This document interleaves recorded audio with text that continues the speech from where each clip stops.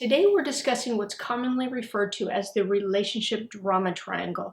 This is the rescuer, the victim, and the persecutor, and the roles that we play that are archetypal subconscious roles that we learned in our early childhood typically, and that we play out as adults. Each one of these roles is an attempt to gain control and a sense of security over another person. And believe it or not, each one of these roles leads to self-victimization. Do you know which one, the rescuer, the victim, or the persecutor, do you know which one dominates you?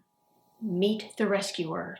I hate to see other people in pain. When other people are in pain, I am in a lot of pain about their pain. And so I will sacrifice myself to rescue other people.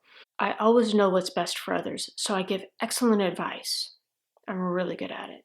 The rescuer learned at a young age that taking care of others was their job, so they became hyper-vigilant to the needs of others to feel a sense of purpose.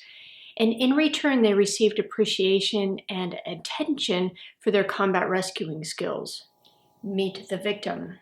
I love being taken care of. When I was young, I was in a family where getting seen was almost impossible, so I would do whatever it took to get noticed. I would have a hard time managing things, and then I would get attention, and that attention always felt like getting love.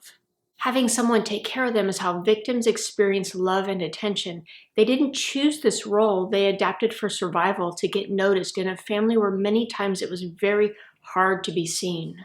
At some point, the rescuer and the victim both will turn into the persecutor. The persecutor is the blamer and is either the over-controlled victim or the resentful rescuer. Here's an example of how this scenario can play out. A victim meets a rescuer. I need a job really bad.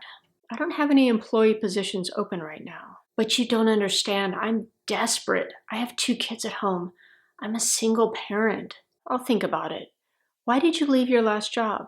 They were really hard to work for and they didn't understand me. I had no choice but to leave. Let me see what I can do. Give me their number. I'll give them a call and get a referral and then I'll get back to you. Even though I already have a full staff, I think I'm gonna hire her. I called her last boss and he said that even though she was great at first, after a couple of weeks she started to show up late and be disrespectful to me and the other employees. What do you think? Don't do it? This is the best job ever. If I hadn't have found it, I don't know where me and my kids would be by now. I am so grateful. Man, I feel really good about helping this girl out. If it wasn't for me, I don't know what she would have done. So far, so good. The rescuer is taking care of the victim, which is what rescuers like to do. The victim has taken the job and is very appreciative of the rescuer. She thinks the rescuer is her hero. They apparently have a good thing going here. Let's check in for an update. She is so frustrating. She's late to work all the time. I can't believe I've done this to myself again. I'll try to do better. Please don't let me go. Me and my kids, if I don't have this job, we're gonna be homeless. Okay, but this is your final warning. Don't you know what I went through to create this job position for you? Why are you so ungrateful? I promise I'll do better. Thank you so much. Now we're at that place where the rescuer knows that she did it to herself again. She's upset, but she's primarily upset at herself, but she's projecting her resentment onto the victim. Same with the victim. It appears it's happening again, and she doesn't understand why she's so misunderstood. Man, I'm pissed. It is so hard to work at a job where they watch every move you make. It's like they own me. Don't they know how hard it is to be a single parent? This is it. I've finally had it. Your final warning. I mean it this time. If you're late one more time, I'm letting you go. You never understood me anyway. How can you be so heartless to someone in my position? You're fired. Please pack your things and get out. So let's break this thing down. I knew that I didn't have an opening in my business to bring on another employee. But as a rescuer, it's harder for me to see people suffer than it is for me to sacrifice myself and do stuff where I'm going to end up resentful. This was no different. So by the end of our scenario here, I went from rescuer to victim to persecutor. I just did what I learned as a child to get attention by manipulating and using my problems as a way in.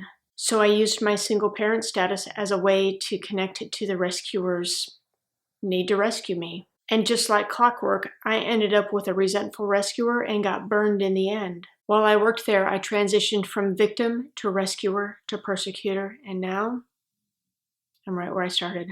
I'm a victim again. This is a really common dance that most of us engage in to some extent.